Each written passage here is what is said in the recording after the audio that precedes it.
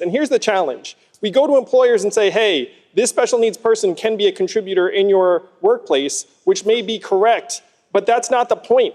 We have to stop confusing economic value and human value. We have to be able to say to our kids and Kyle that you have intrinsic value because you're an American and you're a human being.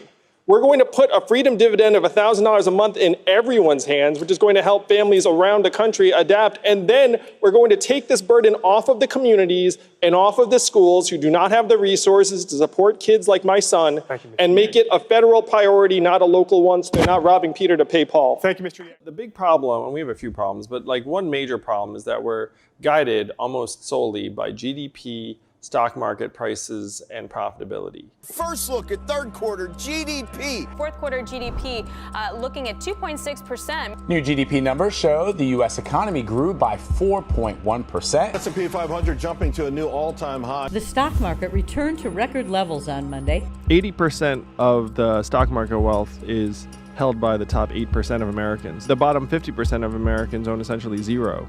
Yeah. So you're beating people over the head saying stock markets are up. We need to evolve. We need to actually start pushing the way we think of economic progress to include how our families are doing, how our children are doing, and things that would actually matter to the American people, because GDP is going to lead us off a cliff. So how do we shift to an economy that we'd actually be excited about? We have to change the measurements. So instead of GDP, this phantom number that we made up almost 100 years ago, and even the inventor of GDP said three things. He said, one, this is a terrible measurement for national well-being and we should never use it as that. Number two, he said, we should include parenthood because it's so important. And number three, we should not include national defense spending because it adds no economic value. So instead of GDP, what should we be focusing on? How about our own health and mental health? How about how clean our air and water are? How about average income and affordability?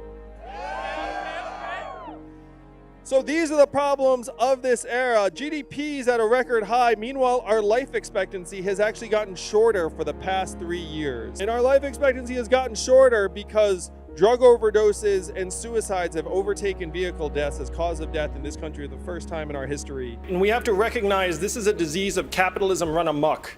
There was a point when there were more opiate prescriptions in the state of Ohio than human beings in the state of Ohio. And for some reason, the federal government thought that was appropriate. They ended up levying a $600 million fine against Purdue Pharma, which sounds like a lot of money, until you realize that company made $30 billion. They got a 2% fine, and they killed tens of thousands of Americans 8 an hour. So if the government turned a blind eye to this company spreading a plague among its people, then the least we can do is put the resources to work in our communities so our people have a fighting chance to get well. You know the last time our life expectancy declined 3 years in a row? The Great Flu Pandemic of 1918, the Spanish flu. That's the last time our life expectancy declined for 3 years in a row. And yet we're celebrating this GDP that means nothing to us while our people are dying earlier. What should the purpose of our economy be if it's not our well-being? And right now, GDP is going to get higher and higher as technology does more and more of us are going to be left behind and depressed and anxious. Yeah. And so if you don't get those measurements right, then you wind up in this tug of war that I think many of us are already feeling. If you look at the backdrop, we automated away 4 million manufacturing jobs in Michigan, Ohio, Pennsylvania, Wisconsin, Missouri, and those communities have never recovered. Where if you look at the numbers, half of the workers left the workforce and never worked again, and then half of that group filed for disability. Now, what happened to the manufacturing workers is now going to happen to the truck drivers, retail workers, call centers, fast food workers, and on through the economy as we evolve and technology marginalizes the labor of more and more Americans. Shouldn't people who cite unemployment statistics be penalized for saying something so stupid?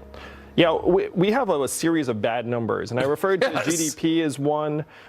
Certainly the headline unemployment rate is completely misleading. Yes. And one of my mandates as president is I'm going to update the numbers so they actually make sense to the American people. Yes, because so we can know what's going on. Otherwise, we can't make wise decisions. Yeah, right now, again, and you know this, our life expectancy has declined for the last 3 years. How can you say an economy is healthy when our people are dying? It makes no sense. I literally couldn't. I don't even know what you think on the other issues, and I just support what you said so much.